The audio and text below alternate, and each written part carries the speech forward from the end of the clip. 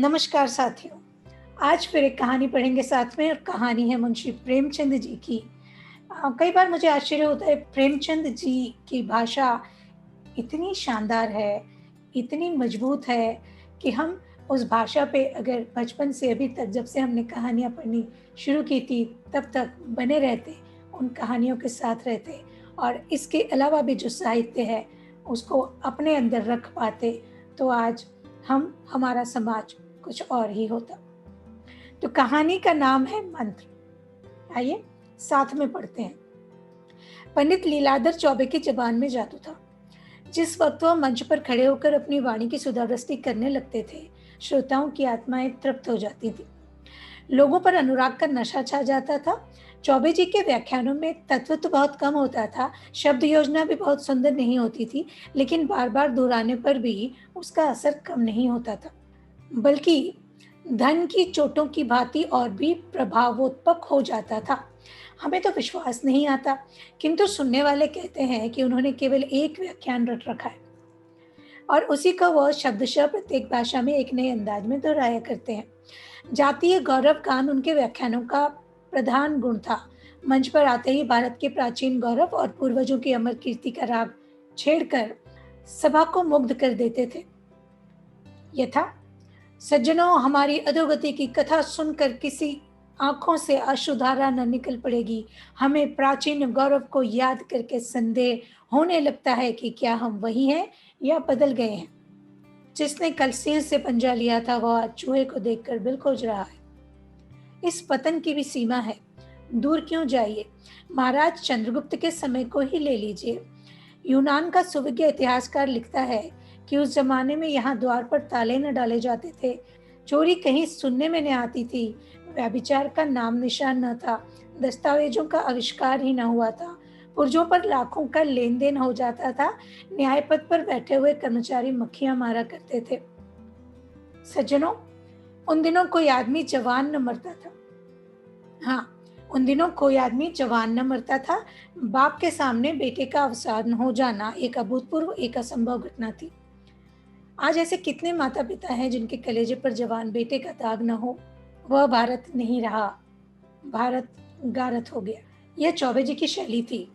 वह वर्तमान की अधोगति और दुर्दशा तथा भूत की समृद्धि और सुदशा का राग अलाप कर लोगों में जातीय स्वाभिमान जागृत कर देते थे। इसी स्थिति की बदौलत उनके नेताओं में गणना होती थी। विशेषतः हिंदू सभा के तो वह कर्णधार ही समझे जाते थे।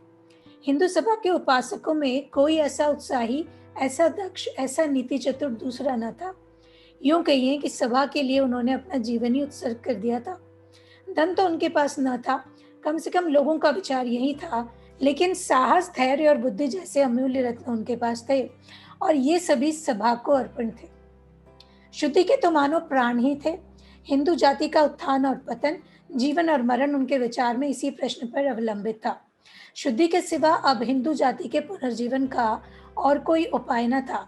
जाति की समस्त नैतिक, शारीरिक, मानसिक, सामाजिक, आर्थिक और धार्मिक बीमारियों की दवा इसी आंदोलन की सफलता में मर्यादित थी और वह तन मन से इसका उद्योग किया करते थे।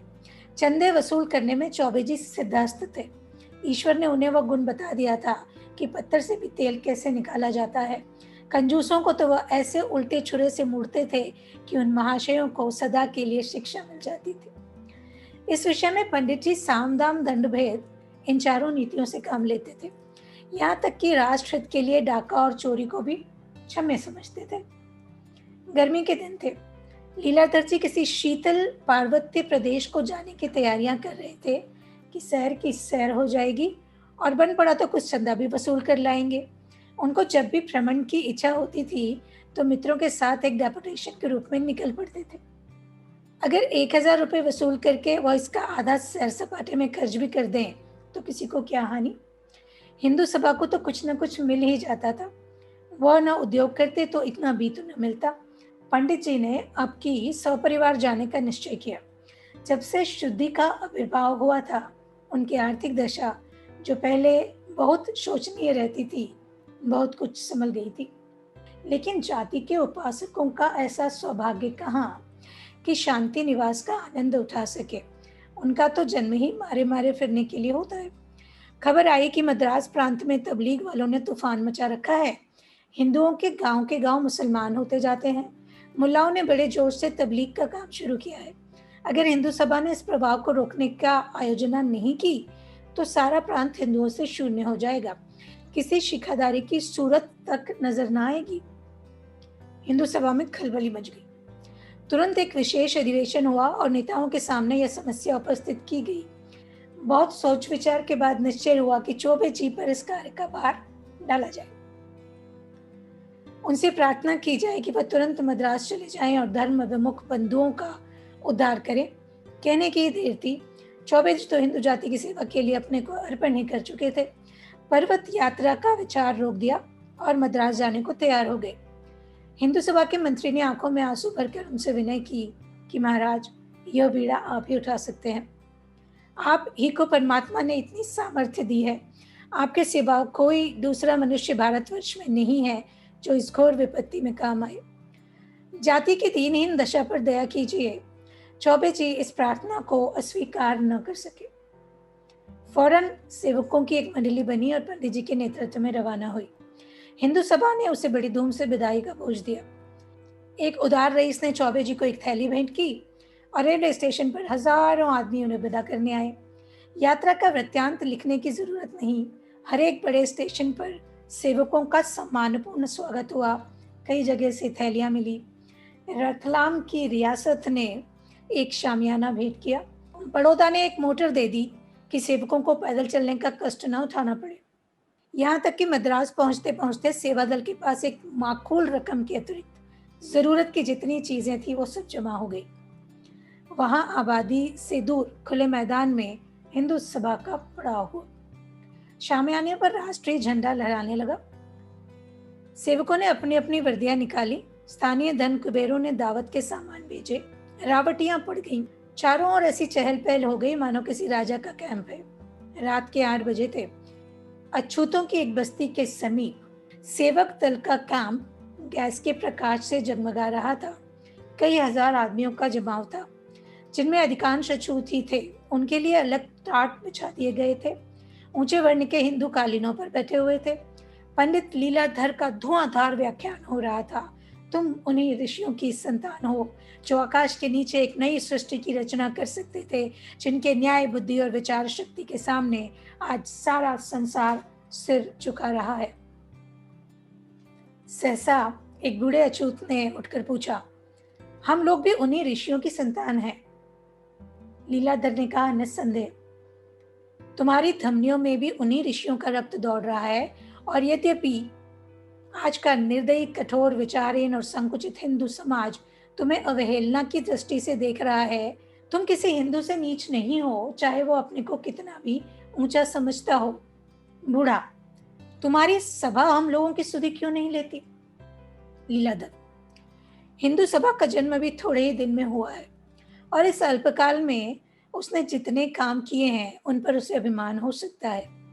हिंदू जाति शताब्दियों के बाद गहरी नींद से चौंकी है और अब वह समय निकट है जब भारतवर्ष में कोई हिंदू किसी हिंदू को नीच नहीं समझेगा, जब वे सब एक दूसरे को भाई समझेंगे। श्री रामचंद्र ने निषाद को छाती से लगाया था, शबरी के झूठे बेर खाए थे। बूढ़ा, आप जब इन्हीं महात्माओं की संतान हैं, तो फिर ऊंच नीच में क्यों इतना भेद मानते हैं? लीलाधर, इसलिए कि हम पतित हो गए हैं, अज्ञान में पड़कर उन महात्माओं को भूल गए हैं। बूढ़ा, अब तो आपकी निद्रा टूटी है, हमारे साथ भोजन करेंगे? लीलाधर, मुझे कोई आपत्ति नहीं। बूढ़ा, मेरे लड़के से अपनी कन्या का विवाह कीजिएगा। लीलाधर, जब तक तुम्हारे जन्म संस्कार न बदल जाएं, जब तक तुम्हारे आहार व्यवहार में परिवर्तन न हो जाए, हम तुमसे विवाह का संबंध नहीं कर सकते। मांस खाना छोड़ो, मदिरा पीना छोड़ो, शिक्षा ग्रहण करो, तभी तुम उच्च वर्ण के हिंदुओं में मिल सकते हो। बूढ़ा, हम कितने ही ऐसे कुलीन ब्राह्मणों को जानते हैं जो रात दिन नशे में डूबे रहते हैं, मांस के बिना कौर नहीं उठाते, और कितने ही ऐसे हैं जो एक अक्षर भी नहीं पढ़े हैं, पर आपको उनके साथ भोजन करते देखता हूँ। उनसे विवाह संबंध करने में आपको इनकार नहीं होता। जब आप खुद अज्ञान में पड़े हुए हैं तो हमारा उद्धार कैसे कर सकते हैं? आपका हृदय अभी तक अभिमान से भरा हुआ है। जाइए, अभी कुछ दिन और अपनी आत्मा का सुधार कीजिए। हमारा उद्धार आपके किए न होगा। हिंदू समाज में रहकर हमारे माथे से नीचता का कलंक न मिटेगा।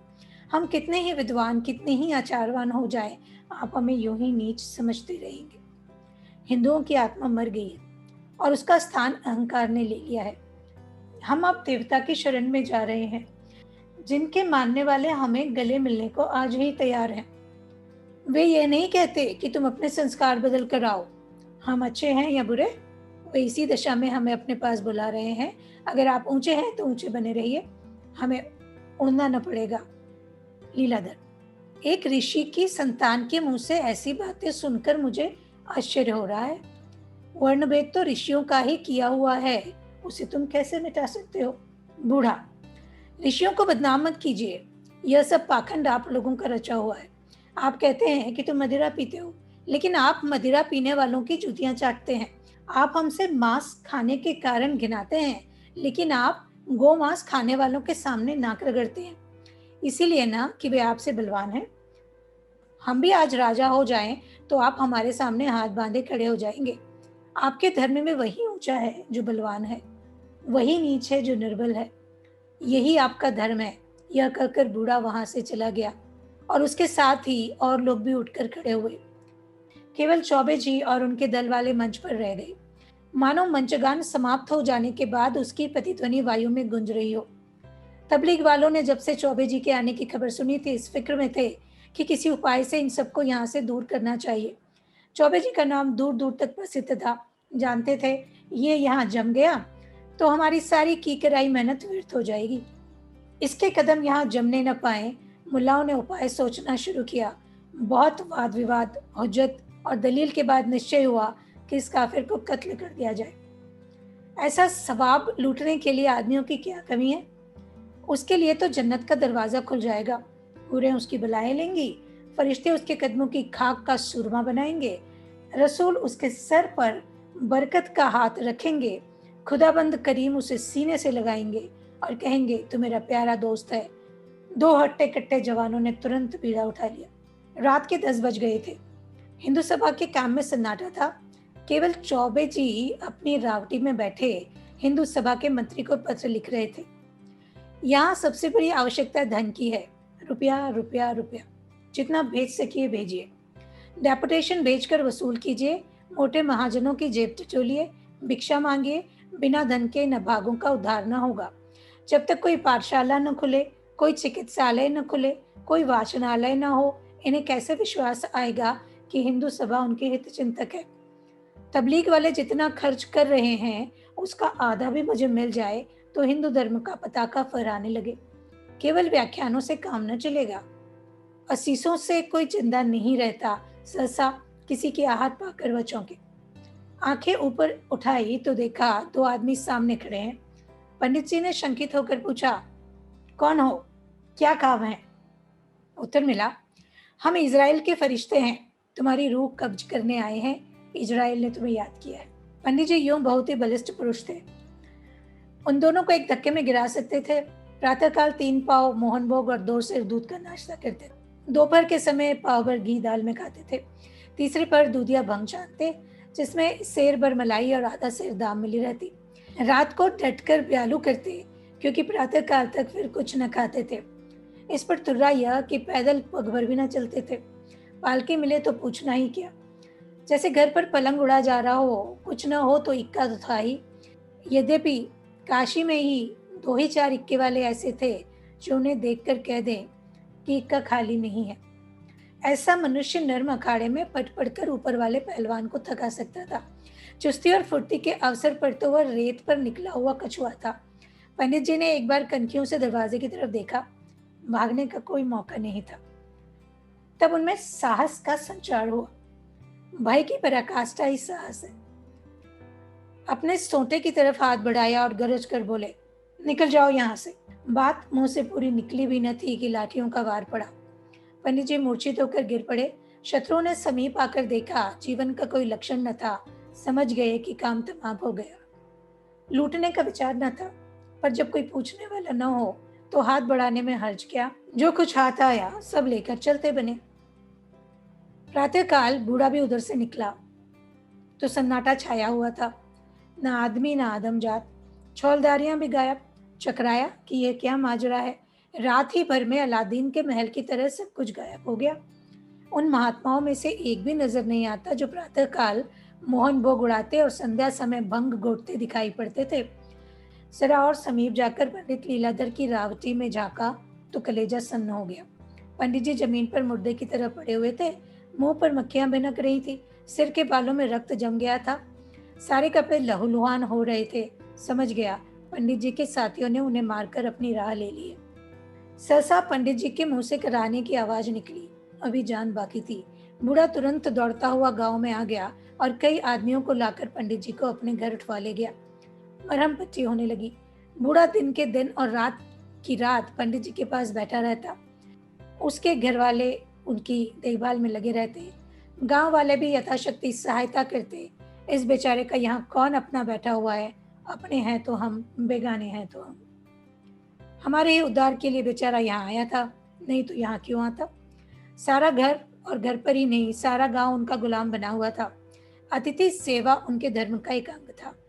सभ्य स्वार्थ ने अभी उस भाव का गला नहीं घोटा था। सांप का मंत्र जानने वाला देहाती अब भी माघपूस की अघोरी रात्रि में मंत्र झाड़ने के लिए 10-5 कोस पैदल दौड़ता हुआ चला आता है। उसे डबल फीस और सवारी की जरूरत नहीं होती। बूढ़ा मलमूत्र तक अपने हाथों से उठाकर फेंकता। पंडित जी की घुड़कियां सुनता। सारे गांव से दूध मंगाकर उन्हें पिलाता। पर उसकी त्योरियां कभी मैली नहीं होती। अगर उसके कहीं चले जाने पर घर वाले लापरवाही करते तो आकर सबको डांटता। महीने भर के बाद पंडित जी चलने फिरने लगे और अब उन्हें ज्ञात हुआ कि इन लोगों ने मेरे साथ कितना उपकार किया। इन्हीं के लोगों का काम था कि मुझे मौत से निकाला, नहीं तो मरने में क्या कसर रह गई थी। उन्हें अनुभव हुआ कि मैं जिन लोगों को नीच समझता था और जिनके उद्धार का बीड़ा उठाकर आया था, वे मुझसे कहीं ऊंचे हैं। मैं इस परिस्थिति में कदाचित रोगी को किसी अस्पताल में भेजकर ही अपनी कर्तव्य निष्ठा पर गर्व करता। समझता मैंने दधीची और हरिश्चंद्र का मुख उज्जवल कर दिया। उनके रोए रोए से इन देवतुल्य प्राणियों के प्रति आशीर्वाद निकलने लगा। 3 महीने गुजर गए। न तो हिंदू सभा ने पंडित जी की खबर ली और न घर वालों ने। सभा के मुखपत्र में उनकी मृत्यु पर आंसू बहाए गए। उनके कामों की प्रशंसा की गई और उनका स्मारक बनाने के लिए चंदा खोल दिया गया। घर वाले भी रो पीट कर बैठ रहे। उधर पंडित जी दूध और घी खाकर चौक चाबंद हो गए। चेहरे पर खून की सुर्खी दौड़ गई। देह भर आई। देहात के जलवायु ने वह काम कर दिखाया जो कभी मलाई और मक्खन से न हुआ था। पहले की तरह तैयार तो वह न हुए, पर फुर्ती और चुस्ती दुगनी हो गई। मोटाई का आलस्य अब नाम को भी न था। उनमें एक नए जीवन का संचार हो गया। जाड़ा शुरू हो गया था। पंडित जी घर लौटने की तैयारियां कर रहे थे। इतने में प्लेग का आक्रमण हुआ और गांव के 3 आदमी बीमार हो गए। बूढ़ा चौधरी भी उन्हीं में से था। घर वाले इन रोगियों को छोड़कर भाग खड़े हुए। वहां का दस्तूर था कि जिन बीमारियों को वे लोग देवी का प्रकोप समझते थे, उनके रोगियों को छोड़कर चले जाते थे। उन्हें बचाना देवताओं से बैर मोल लेना था। और देवताओं से बैर करके वे कहाँ जाते। जिस प्राणी को देवता ने चुन लिया, उसे भला वे उसके हाथों से छीनने का साहस कैसे करते। पंडित जी को भी लोगों ने साथ ले जाना चाहा, किंतु पंडित जी नहीं गए। उन्होंने गांव में रहकर रोगियों की रक्षा करने का निश्चय किया। जिस प्राणी ने उन्हें मौत के पंजे से छुड़ाया था, उसे इस दशा में छोड़कर वह कैसे जाते। उपकार ने उनकी आत्मा को जगा दिया था। बूढ़े चौधरी ने तीसरे दिन होश में आने पर जब उन्हें अपने पास खड़े देखा तो बोला, महाराज, तुम यहाँ क्यों आ गए। मेरे लिए देवताओं का हुक्म आ गया है। अब मैं किसी तरह नहीं रुक सकता। तुम अपनी जान जोखिम में मत डालो। मुझ पर दया करो, चले जाओ। लेकिन पंडित जी पर कोई असर नहीं हुआ। वो बारी बारी से तीनों रोगियों के पास जाते। कभी उनकी गिल्टियां सेकते, कभी उन्हें पुराणों की कथाएं सुनाते। घरों में अनाज, बर्तन आदि सब ज्यों के त्यों रखे हुए थे। पंडित जी पत्ते बनाकर रोगियों को खिलाते और रात को जब रोगी सो जाते, सारा गांव भाएं भाएं करने लगता तो पंडित जी को भयंकर जंतु दिखाई देते। उनके कलेजे में धड़कन होने लगती, लेकिन वहां से टलने का नाम न लेते। उन्होंने निश्चय कर लिया था कि या तो वह इन लोगों को बचा ही लेंगे या इन पर अपने को बलिदान कर देंगे। जब 3 दिन सेक बांध करने पर भी रोगियों की हालत न संभली, तो पंडित जी को बड़ी चिंता हुई। शहर वहां से 20 मील पर था। रेल का कहीं अता पता नहीं था। रास्ता बीहड़ और सवारी कोई नहीं। इधर यह भय कि अकेले रोगियों को न जाने क्या दशा हो। बेचारे बड़े संकट में पड़े। अंत को चौथे दिन वो हर रात रहे। वह अकेले शहर को चल दिए और 10 बजते बजते वहां पहुंचे। अस्पताल से दवा लेने में बड़ी कठिनाई का सामना करना पड़ा। गवारों से अस्पताल वाले दवाओं का मनमाना दाम वसूल करते थे। पंडित जी को मुफ्त में क्यों देते? डॉक्टर ने मुंशी से कहा, दवा तैयार नहीं है। पंडित जी ने गिड़गिड़ा कर कहा, सरकार, बड़ी दूर से आया हूँ, कई आदमी बीमार पड़े हैं, दवा न मिलेगी तो सब मर जाएंगे। मुंशी ने बिगड़ कर कहा, क्यों सिर खाए जाते हो? कह तो दिया दवा तैयार नहीं है, न तो इतनी जल्दी हो सकती है। पंडित जी अत्यंत दीन भाव से बोले, सरकार, ब्राह्मण हो, आपके बाल बच्चे को भगवान चिरंजीवी करें, दया कीजिए, आपका इकबाल चमकता रहे। रिश्वती कर्मचारी में दया कहाँ? वे तो रुपए के गुलाम हैं। ज्यों जो पंडित जी उनकी खुशामद करते वह और भी जलाते जाता था। अपने जीवन में पंडित जी ने कभी इतनी दीनता न प्रकट की थी। उनके पास इस वक्त एक धेला भी न था। अगर वह जानते कि दवा मिलने में इतनी दिक्कत होगी तो गांव वालों से ही कुछ मांग जांच कर लाए होते। बेचारे हदबुद्धि से खड़े सोच रहे थे कि अब क्या करना चाहिए। सहसा डॉक्टर साहब स्वयं बंगले से निकल आए। पंडित जी लपक कर उनके पैरों पर गिर पड़े और करुणा भरे स्वर में बोले, दीनबंधु, मेरे घर के 3 आदमी ताउन में पड़े हुए हैं, बड़ा गरीब हूँ, कोई दवा मिले। डॉक्टर साहब के पास ऐसे गरीब लोग नित्य आया करते थे। उनके चरण पर किसी का गिर पड़ना, उनके सामने पड़े हुए आत्तानाद करना उनके लिए कुछ नई बातें न थी। अतः इस तरह वो दया करने लगते तो दवा ही भर को होते या ठाट बाट कहाँ से मिलता। मगर दिल के चाहे कितने ही बुरे हों, बातें मीठी मीठी करते थे। पैर हटाकर बोले, रोगी कहाँ है? पंडित जी, सरकार भी तो घर पर है, इतनी दूर कैसे लाता? डॉक्टर, रोगी घर और तुम दवा लेने आए हो, कितने मजे की बात। रोगी को देखे बिना कैसे दवा दे सकता हूँ? पंडित जी को अपनी भूल मालूम हुई। वास्तव में बिना रोगी को देखे रोग की पहचान कैसे हो सकती है? लेकिन 3 3 रोगियों को इतनी दूर लाना आसान न था। अगर गांव वाले उनकी सहायता करते तो डोलियों का प्रबंध हो सकता था, पर वहां तो सब कुछ अपने ही बूते पर करना था। गांव वालों से इतनी सहायता मिलने की कोई आशा न थी। सहायता की कौन कहे, वे तो उनके शत्रु हो रहे थे। उन्हें भय होता था कि यह दुष्ट देवताओं से बैर बढ़ाकर हम लोगों पर न जाने क्या क्या विपत्ति लाएगा। अगर कोई दूसरा आदमी होता तो वह उसे कब का मार चुके होते थे। पंडित जी से उन्हें प्रेम हो गया था, इसलिए छोड़ दिया था। यह जवाब सुनकर पंडित जी को कुछ बोलने का साहस तो न था, पर कलेजा मजबूत करके बोले, सरकार, क्या आप कुछ नहीं हो सकता? डॉक्टर, अस्पताल से दवा नहीं मिल सकती, हम अपने पास से दाम लेकर दवा दे सकते हैं। पंडित जी, यह दवा कितने की होगी सरकार? डॉक्टर साहब ने दवा का दाम 10 रुपए बताया और यह भी कहा कि इस दवा से जितना लाभ होगा उतना अस्पताल की दवा से नहीं हो सकता। वहाँ पुरानी दवाई रखी रहती है, गरीब लोग आते हैं, दवाई ले जाते हैं, जिसको जीना होता है जी जाता है, जिसे मरना होता है मर जाता है। हमसे कुछ मतलब नहीं। हम तुमको जो दवा देंगे वो सच्ची दवा होगी। 10 रुपए। इस समय पंडित जी को 10 रुपए 10 लाख जान पड़े। इतने रुपए वह एक दिन में भंग बूटी में उड़ा दिया करते थे, पर इस समय तो धोले धोले के मोहताज थे। किसी से उधार मिलने की आशा नहीं थी। हाँ, संभव है भिक्षा मांगने से कुछ मिल जाए, लेकिन इतनी जल्दी 10 रुपए किसी भी उपाय से न मिल सकते थे। आधे घंटे तक खड़े रहे, कोई और उपाय नहीं सूझता था। चंदे जमा कर चुके थे, एक एक बार में हजारों वसूल कर लेते। पर वह दूसरी बात थी। धर्म के रक्षक, जाति के सेवक और दलितों के उद्धारक बनकर चंदा लेने में एक गौरव होता था। चंदा लेकर वह देने वालों पर एहसान करते थे, पर यहाँ तो भिखारियों की तरह हाथ फैलाना, गिड़गिड़ाना और फटकारें सहनी पड़ेंगी।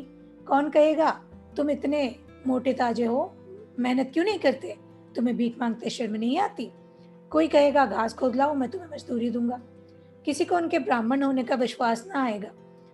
अगर यहाँ उनका रेशमी अचकन और रेशमी साफा होता, केसरिया रंग वाला दुपट्टा ही मिल जाता, तो वह कोई स्वांग भर लेते। ज्योतिषी बनकर किसी धनी सेठ को फांस सकते थे और इस फन में वह उस्ताद भी थे। पर यहाँ वह सामान कहाँ? कपड़े लत्ते तो सब कुछ लुटा चुके थे। विपत्ति में कदाचित बुद्धि भी भ्रष्ट हो जाती है। अगर वो मैदान में खड़े होकर कोई मनोहर व्याख्यान दे देते तो शायद उनके 10 5 भक्त पैदा हो जाते, लेकिन इस तरफ उनका ध्यान ही नहीं गया। वह सजे हुए पंडाल में फूलों से सुसज्जित मेज के सामने मंच पर खड़े होकर अपनी वाणी का चमत्कार दिखला सकते थे। इस दुरावस्था में कौन उनका व्याख्यान सुनेगा? भिक्षा के सिवा और कोई उपाय न था। बाजार में जाकर एक दुकान के सामने खड़े हो गए, पर कुछ मांगने की हिम्मत नहीं हुई। दुकानदार ने पूछा, क्या लोगे? पंडित जी बोले, चावल का क्या भाव है? मगर दूसरी दुकान पर पहुंचकर वो ज्यादा सावधान हो गए। सेठ जी गद्दी पर बैठे हुए थे। पंडित जी आकर उनके सामने खड़े हो गए और गीता का एक श्लोक पढ़ सुनाया। उनका शुद्ध उच्चारण और मधुर वाणी सुनकर सेठ जी चकित हो गए। पूछा, कहाँ स्थान है? पंडित जी ने कहा, काशी से आ रहा हूँ। यह कहकर पंडित जी ने सेठ जी को धर्म के 10 लक्षण बतलाए और श्लोक की ऐसी अच्छी व्याख्या की कि वह मुग्ध हो गए। बोले, महाराज, आज चलकर मेरे स्थान को पवित्र कीजिए। कोई स्वार्थी आदमी होता तो इस प्रस्ताव को सहर्ष स्वीकार कर लेता, लेकिन पंडित जी को लौटने की पड़ी थी। बोले, नहीं सेठ जी, मुझे अवकाश नहीं है। सेठ, महाराज, आपको हमारी इतनी खातिर करनी पड़ेगी। पंडित जी जब किसी तरह ठहरने पर राजी न हुए तो सेठ जी ने उदास होकर कहा, फिर हम आपकी क्या सेवा करें? कुछ आज्ञा दीजिए। आपकी वाणी से तो तृप्ति नहीं हुई, फिर कभी इधर आना हो तो अवश्य दर्शन दीजिएगा। पंडित जी बोले, आपकी इतनी श्रद्धा है तो अवश्य आऊंगा। यह कहकर पंडित जी फिर खड़े हो गए। संकोच ने फिर उनकी जबान बंद कर दी। कोई इच्छा प्रकट की और इनकी आंखें बदली। सूखा जवाब चाहे न मिले, पर श्रद्धा न रहेगी। वह नीचे उतर गए और सड़क पर एक क्षण के लिए खड़े होकर सोचने लगे, अब कहाँ जाऊं? उधर जाड़े का दिन किसी विलासी के धन की भांति भागा चला जाता था और वह अपने ऊपर झुंझला रहे थे। जब किसी से मांगूंगा नहीं तो कोई देगा क्यों? कोई क्या मेरे मन का हाल जानता है? धीरे धीरे आगे बढ़े। उसी समय सेठ ने पीछे से पुकारा, पंडित जी जरा ठहरिए। पंडित जी ठहर गए। फिर घर चलने के लिए आग्रह करने आता होगा। यह तो न हुआ कि 1 रुपए का नोट लाकर दे देता। मगर जब सेठ जी ने सचमुच एक गिनी निकालकर उनके पैरों पर रख दी तो उनकी आंखों में एहसान के आंसू छलक आए। अब भी सच्चे धर्मात्मा जीव संसार में है, नहीं तो ये पृथ्वी रसातल को चली जाती। सेठ जी श्रद्धा विनय पूर्वक शब्दों में बोले, भगवान इसे स्वीकार कीजिए, यह दान नहीं भेंट है। मैं भी आदमी को पहचानता हूँ। बहुतेरे साधु संत योगी और धर्म के सेवक आते रहते हैं, पर न जाने क्यों किसी के प्रति मेरे मन में श्रद्धा नहीं होती। उनसे किसी तरह पिंड छुटाने की पड़ जाती है। आपका संकोच देखकर मैं समझ गया कि आपका यह पेशा नहीं है। आप विद्वान हैं, धर्मात्मा है, पर किसी संकट में है। इस तुच्छ भेंट को स्वीकार कीजिए और मुझे आशीर्वाद दीजिए। पंडित जी दवाएं लेकर घर चले तो हर्ष उल्लास और विजय से उनका हृदय उछल पड़ता था। हनुमान जी वे संजीवनी बूटी लाकर इतने प्रसन्न न हुए होंगे। ऐसा सच्चा आनंद उन्हें कभी प्राप्त न हुआ था। उनके हृदय में इतने पवित्र भावों का संचार कभी न हुआ था। दिन थोड़ा बहुत रह गया था। सूर्यदेव अविरल गति से पश्चिम की ओर दौड़ते चले जाते थे। क्या उन्हें भी किसी रोगी को दवा देनी थी? वो बड़े वेग से दौड़ते हुए पर्वत की ओट में छिप गए। पंडित जी और भी फुर्ती से पांव बढ़ाने लगे, मानो उन्होंने सूर्यदेव को पकड़ लेने की ठानी है। देखते देखते अंधेरा छा गया। आकाश में 2 एक तारे दिखाई देने लगे। अभी 10 मील की मंजिल बाकी थी। जिस तरह काली घटा को सिर पर मंडराते देखकर गृहिणी दौड़ दौड़ कर सुखावन समेटने लगती है, उसी भांति लीलाधर ने भी दौड़ना शुरू किया। उन्हें अकेले पड़ जाने का भय था, अंधेरे में राह भूल जाने का। पंडित जी को ये गांव इस समय बहुत ही सुहावने मालूम होते थे। कितने आनंद से लोग अलाव के सामने बैठे ताप रहे हैं। सहसा उन्हें एक कुत्ता दिखाई दिया। न जाने किधर से आकर वह उनके सामने पगडंडी पर चलने लगा। पंडित जी चौंक पड़े, पर एक क्षण में उन्होंने कुत्ते को पहचान लिया। यह बूढ़े चौधरी का कुत्ता मोती था।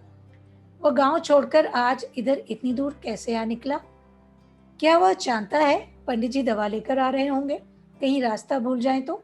कौन जानता है? पंडित जी ने एक बार मोती कहकर पुकारा। कुत्ते ने दुम हिलाई, पर रुका नहीं। वो इससे अधिक परिचय देकर समय नष्ट नहीं करना चाहता था। पंडित जी को ज्ञात हुआ कि ईश्वर मेरे साथ है, वही मेरी रक्षा कर रहे हैं। अब उन्हें कुशल से घर पहुंचने का विश्वास हो गया। 10 बजते बजते पंडित जी घर पहुंच गए। रोग घातक न था, पर यश पंडित जी को बधा था। 1 सप्ताह के बाद तीनों रोगी चंगे हो गए। पंडित जी की कीर्ति दूर दूर तक फैल गई। उन्होंने यम देवता से घोर संग्राम करके इन आदमियों को बचा लिया था। उन्होंने देवताओं पर भी विजय पा ली थी। असंभव को संभव कर दिखाया था। वह साक्षात भगवान थे। उनके दर्शनों के लिए लोग दूर दूर से आने लगे थे। किंतु पंडित जी को अपनी कीर्ति से इतना आनंद न होता था जितना रोगियों को चलते फिरते देखकर। चौधरी ने कहा, महाराज तुम साक्षात भगवान हो, तुम न आते तो हम न बचते। पंडित जी बोले, मैंने कुछ नहीं किया है, सब ईश्वर की कृपा है। चौधरी, अब हम तुम्हें कभी न जाने देंगे, जाकर अपने बाल बच्चों को भी ले आओ। पंडित जी, मैं भी यही सोच रहा था। मुल्लाओं ने मैदान खाली पाकर आसपास के देहातों में खूब जोर बांध रखा था। गांव के गांव मुसलमान होते जाते थे। उधर हिंदू सभा ने सन्नाटा खींच लिया था। किसी की हिम्मत न पड़ती थी कि इधर आए। लोग दूर बैठकर मुसलमानों पर गोला बारूद चला रहे थे। इस हत्या का बदला कैसे लिया जाए, यही उनके सामने सबसे बड़ी समस्या थी। अधिकारियों के पास बार बार प्रार्थना पत्र भेजे जा रहे थे कि इस मामले की छानबीन की जाए। बार बार यही जवाब मिलता था कि हत्या करने वालों का पता नहीं मिला। उधर पंडित जी के स्मारक के लिए चंदा भी जमा किया जा रहा था, मगर इस नई ज्योति ने मुल्लाओं का रंग फीका कर दिया। वहां एक ऐसे देवता का अवतार हुआ था जो मुर्दों को जिला देता था, जो अपने भक्तों के कल्याण के लिए अपने प्राणों का बलिदान कर सकता था। मुल्लाओं के यहाँ या सिद्धि कहाँ, या विभूति कहाँ, या चमत्कार कहाँ? इस ज्वलंत उपकार के सामने जन्नत और अखुबत की कोरी दलीलें कब ठहर सकती थी? पंडित जी, अब वह अपने ऊपर घमंड करने वाले पंडित जी न थे। उन्होंने शूद्रों और भीलों का आदर करना सीख लिया था। उन्हें छाती से लगाते हुए अब पंडित जी को घृणा नहीं होती थी। अपना घर अंधेरा पाकर ही ये इस्लामी दीपक हो चुके थे। जब अपने घर में सूर्य का प्रकाश हो गया, तो उन्हें दूसरों के यहाँ जाने की क्या जरूरत थी? लोगों के आचरण आप ही सुधरने लगे। पंडित जी ने किसी को शुद्ध नहीं किया। उन्हें अब शुद्धि का नाम लेते शर्म आती थी। मैं भला इन्हें क्या शुद्ध करूंगा? पहले अपने को तो शुद्ध कर लो। ऐसी निर्मल और पवित्र आत्माओं को शुद्धि के ढोंग से अपमानित नहीं कर सकता। यह मंत्र था जो उन्होंने उन चांडालों से सीखा था, और इसी बल से वह अपने धर्म की रक्षा करने में सफल हुए थे। पंडित जी अभी जीवित हैं, पर अब सपरिवार उसी प्रांत में उन्हीं भीलों के साथ रहते हैं। बड़ी ही गहरी, बड़ी काम की और बड़ी ही प्रासंगिक बातें प्रेमचंद जी ने इस कहानी में कही हैं। यदि आज हम इस कहानी को अपने वर्तमान परिदृश्य से कनेक्ट करें, जोड़ें, तो जो हम कहना चाहते हैं, जो हम जीना चाहते हैं, या जो हम चिल्ला चिल्ला के नारों में कहते हैं, मेरा भारत महान, मेरा भारत महान, यदि इस नारे को सच करना है, तो मेरी जाति तेरी जाति, ऊंची जाति नीची जाति, मेरा धर्म तेरा धर्म, इस सब को छोड़कर सिर्फ एक नारा लगाना पड़ेगा, मेरा भारत और भारत के सारे नागरिक मेरे, और भारत के सारे नागरिक भारतीय। और मंत्र नाम की इस कहानी से यही मंत्र है, समझ में आए तो। यदि आपने कुछ और भी सीख लिया हो, तो कमेंट बॉक्स में ज़रूर लिखिएगा, क्योंकि सुनते रहेंगे, कहते रहेंगे, बातें करेंगे, और बात निकलेगी तो दूर तलक जाएगी। अगली ऐसी किसी रचना पर आपसे फिर मुलाकात होगी। तब तक के लिए अपना ध्यान रखिएगा।